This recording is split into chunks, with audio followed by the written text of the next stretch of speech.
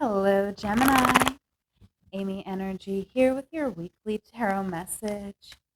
This reading is for the week of November 22nd through the 28th. All right, we're working with the Wheel of Change tarot, and we are pulling out 12 cards here, one for each house in the zodiac. Okay, you don't need to understand astrology um, you know, to benefit from this reading. Okay, this is just the format we're using.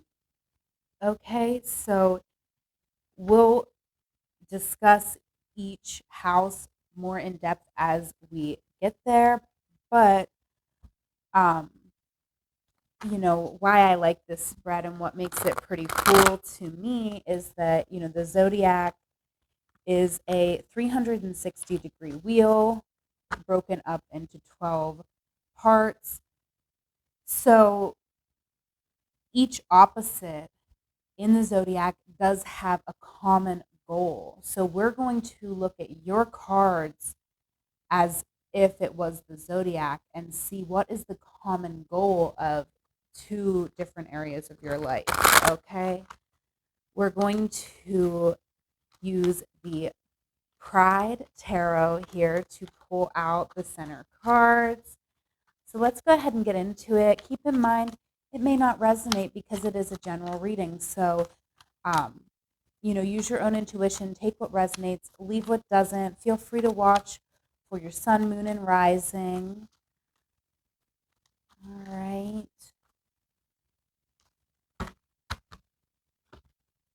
First house, we have the Two of Swords here. So this is our self, our environment, okay?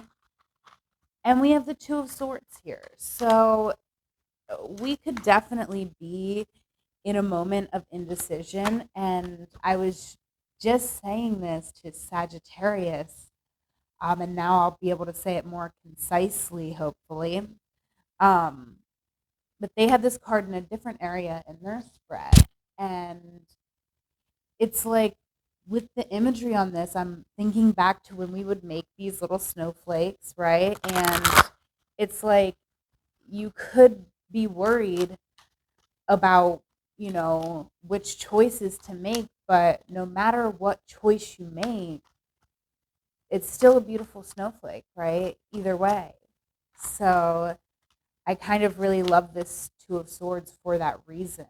Okay. It's an intuitive process making up your mind. You just kind of have to listen to your gut. All right. Now, over here in the seventh house, which is where our partnerships, our business partnerships, romantic partnerships, our enemies, even, okay, they're over here in the seventh house. And we have the Five of Discs here. So, Gemini, we could be feeling a bit insecure, with ourselves, all right, with what we have to offer another person here. All right, wow. So, what's going on here? Truly, the Tower is coming out. So, the common goal of both of these energies, Gemini, is for you to really kind of go through this radical transformation, right? It really is eclipse season. So this could be, not necessarily you yourself changing, but this could be your whole environment kind of really changing all around you. A lot of radical shifts.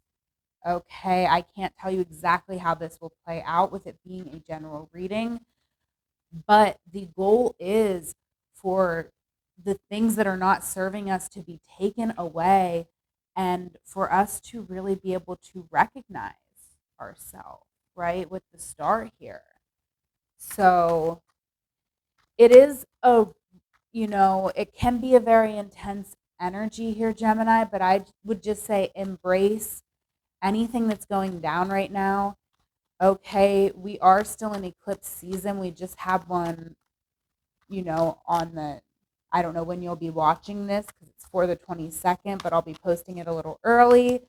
So the eclipse is quite literally happening like right now, or it just passed within the past couple days for you. So, just kind of let things flow and know that, eclipses do align us with our destiny. Okay. Now, our second and eighth house here. In the second house, we have the devil. Okay. So, I actually like this devil a little bit. He looks pretty fun. He's, you know, got a lot of green around. Okay.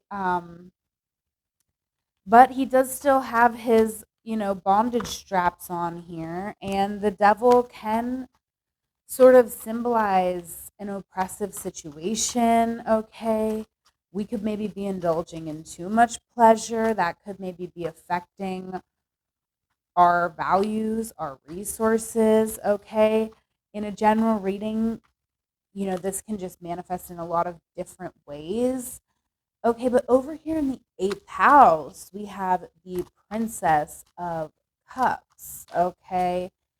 And I do feel with this energy, again, it's a general reading, so this may not resonate for you at all. But I feel like we could be indulging a bit in the beverages. Okay. Two of Pentacles is the common goal here. And the King of Cups here. So I do feel like there is something that we need to overcome in our current situation. Okay, there's something here I feel with the devil in your second house, right? There's something that could be challenging for us to break free from or overcome in order for us to get a free flow of resources in. Okay, now in our eighth house, we could be in this Princess of Cups energy, which is, it's a beautiful card, right? It's a card of really trusting the universe, right? So, I feel like we could be getting like insights. We could be, connecting with the other side. I'm definitely feeling that. We could be having like a lot of dreams, very transformational emotional energy.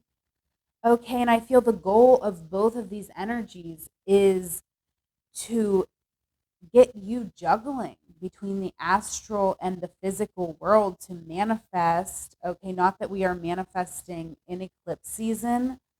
Um, but I feel like we're just kind of showing up and doing that work in our physical day-to-day life. Like these energies are really trying to get you on the right track for when we are manifesting again, right? To have that relationship just with the spirit realm and the physical realm. Okay, because with the King of Cups, we have somewhere we need to go, right? The King of Cups, the throne of movement, right? We need to move out of this devil energy. So very interesting here. All right, Gemini, moving into the third house and the ninth house. Oh, the star is coming out for you again, which I love. Also, the two of discs. So, same card, different deck here. And I just love this energy. Wow. Okay. So, we are being recognized, I feel, in our local community or maybe even on social media. If we're like part of a community, I feel like this is like our immediate relationships, friendships, kind of. Um, in the ninth house, though, the house of spirituality, we have the same energy, right? This two of pentacles, two of discs. With this two of discs, I really do feel, like we're getting a lot of insight right now that's kind of guiding our movements, even if we're not consciously aware of it. So you could be just feeling very spiritual, and maybe you don't always feel that way, or maybe you do, but I feel like it's very heightened. Okay, and all of this is happening. Any recognition that you're getting from your community, as well as these feelings that you know, urges I feel like we could be acting on. Like we're getting an urge to do something in the physical world and we're just doing it, right? So it's not like manifesting, it's kind of like, letting the eclipses do their thing and just being a willing participant in that. And I feel like the goal of both these energies, right, is the King of Pentacles, which is for us to be financially stable and able to make the moves in the physical world that we want to make. Okay, so this is really nice, Gemini. Coming into our fourth house, we have the Six of Cups. Okay, in the 10th house, we have the Three of Discs. So, when it comes to our home life, I feel like we could, have very strong family bond here with the Six of Cups. Okay, and we could really be, you know, finding some understanding maybe for past situations, for the way we were raised, for things that happened. We're really just finding a lot of love and understanding for all levels of our family right here with the Six of Cups. That's what I'm feeling. With this Three of Discs here in our 10th house, it's almost like having this solid foundation, this understanding that we've found with our family, with our roots here in the fourth house. It's really allowing us to collaborate better here in our 10th house, which is about our career and legacy. So, you know, that's really beautiful to me. I feel like we're learning a lot right now. We're very open and just kind of in a very good energy for growth. Okay. Yes. And the common goal of both these energies is to push you into this leadership role. Okay, Gemini, that's exactly what's going on. We've had so many kings coming out, and kings to me are not associated with either any gender, but they are associated with leadership. Okay. Now we have the fifth house and the 11th house. Okay. So the fifth house, has to do with fun, creativity, romance. Okay. And we have the 10 of Swords. So, this is an energy that can be really heavy sometimes. I actually, I do like this artwork on this particular 10 of Swords. I feel like it's much less harsh than a lot of 10 of Swords. Okay, so I do feel like there is sort of a peace that you have about this ending, even though, we're dealing with a lot of pain, right? And we are in a moment where we know that we have to let a situation end and we have to go out here into the universe, out for new opportunities, right? We know that the situation here has to end. Um, so it can just, I'm just feeling this very heavy feeling, but also there is a lot of optimism with it. Okay, the Princess of Discs being here in the 11th house really does indicate to me that this is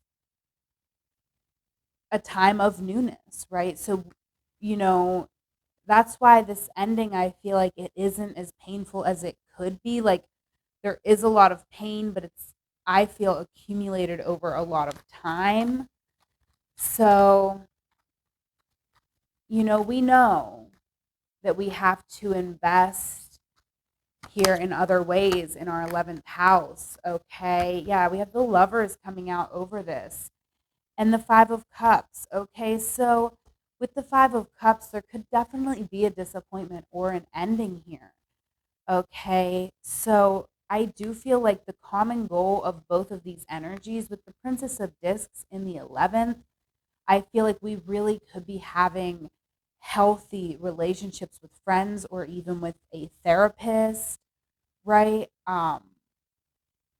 But I just feel like we have very solid connections and support here in the 11th house. And so we're investing in other people, they're investing in us, right? I'm really feeling this investing in each other's growth, in each other's stability. And I feel like both of these energies, whatever this is that we're getting this help with from our community, from the um, greater community of the world, right? With the 11th house, sorry, Gemini, it's like after midnight and I'm recording this. So my vocab options are maybe slightly more limited than usual. Um, but the 11th house is all about, our friendships, the internet, even, okay, larger groups of people, society as a whole. All right. So I'm feeling like we are getting some goodness, some growth here. And the goal of both these energies is for us to have a healthy parting of ways, right? Regardless of whether you broke up yesterday, 10 years ago, 2 years ago, 2 months ago, or tomorrow. Okay. If there's a situation ending here, it's like these energies are trying to push you to a healthy parting of ways, to really embrace what you have learned. Yes, grieve. Yes, cry over your disappointments. That is all healthy and healing to do. But then we do have to move from the 5 into the 6, which is the understanding of why this person maybe came into my life, what I learned from this connection. Okay. And this could even be like a friendship breakup, okay? And it doesn't even have to be manifesting in your life as a breakup, okay? Maybe this is just us looking at any relationship we've ever had in our life. Not about a breakup, although I feel some of you could be going through that, but it's mostly about who you are. And this is your card as well, Gemini. All right. So now we have the 6th house with the 2 of Wands here, and the 12th house with the 9 of Cups. Okay.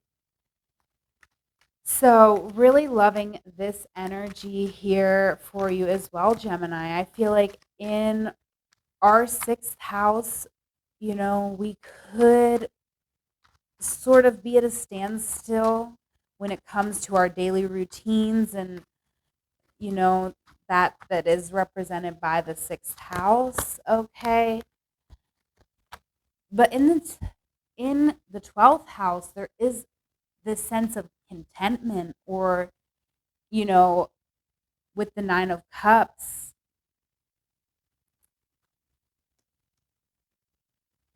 this can sometimes be a card of a wish fulfillment, or a good time to make a wish.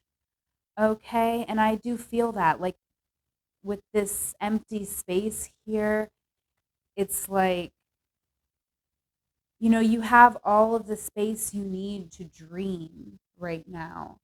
Okay. And the 2 of Wands is very much about that as well. Okay. It's a bit of a different energy. The 2 of Wands can be a little bit tense, right? Okay. We got the fallen leaves on this card. So the 2 of Wands, it can kind of indicate to me the way I'm feeling it right now, like, there is a death and rebirth process happening, right? And we're still in the death process. Okay. And the death card is that common energy. We haven't got there yet, but, with the leaves are still crunchy on the ground here. So, it's almost like we're waiting for spring, and there can be a lot of tension in that.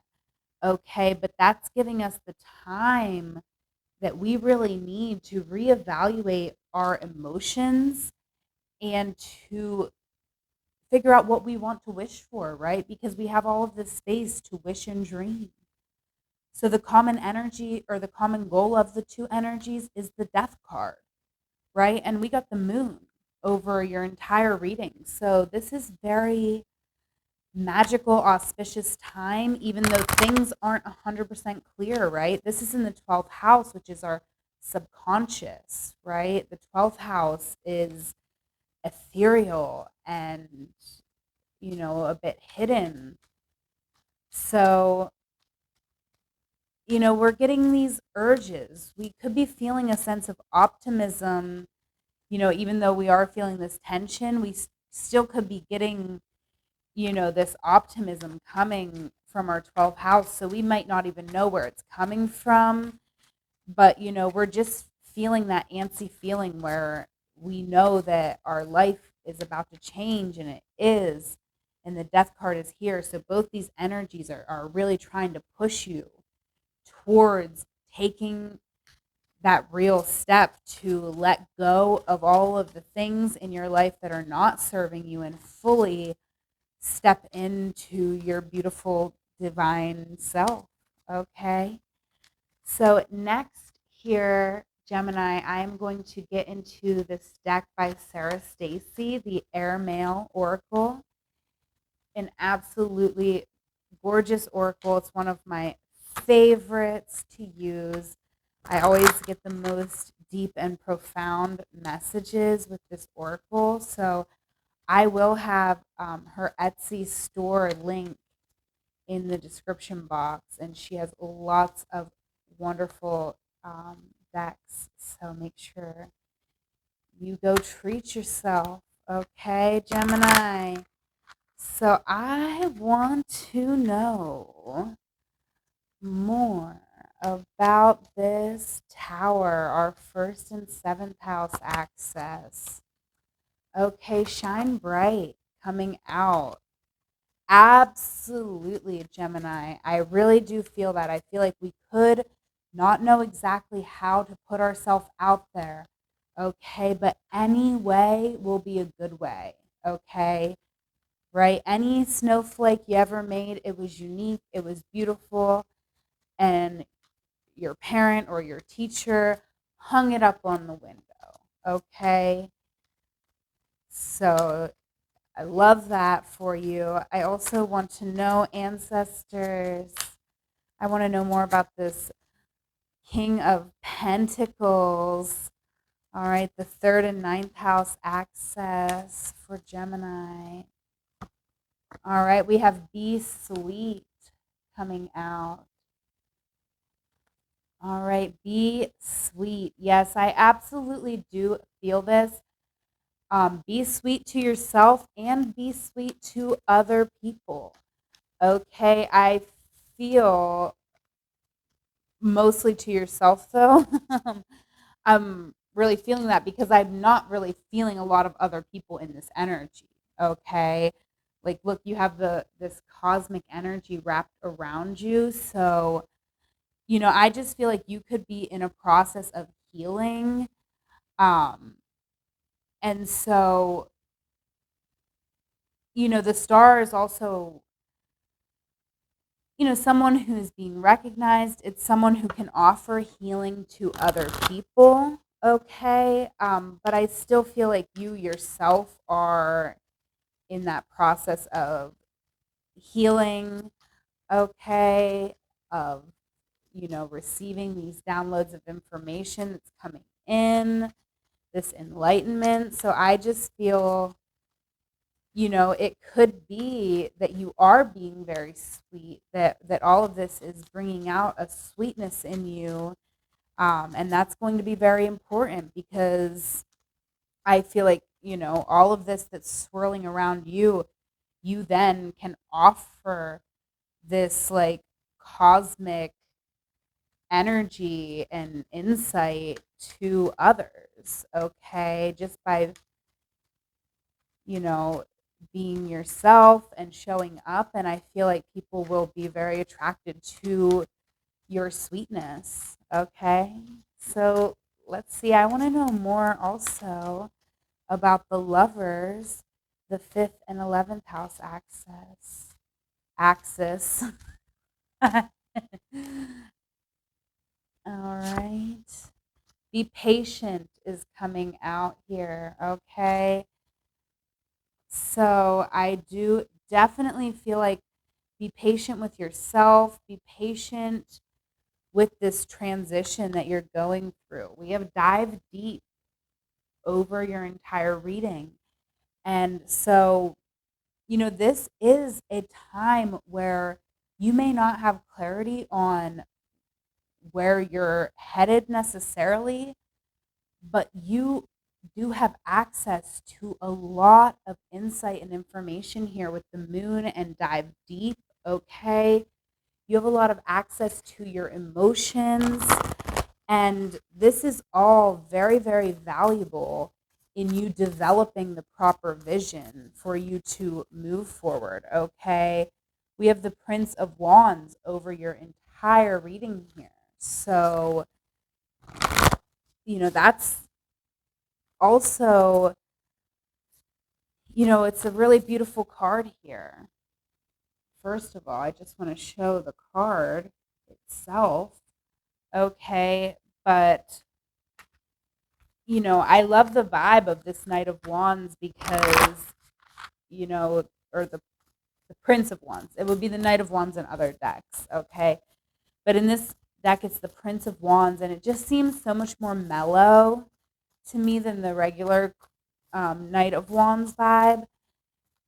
It's just really like nurturing this fire inside of us, okay? So it's very deep, we always think of water is deep, but fire is also deep. Fire does have a depth to it, okay? There's a depth to your passion, okay? So dive deep, Gemini.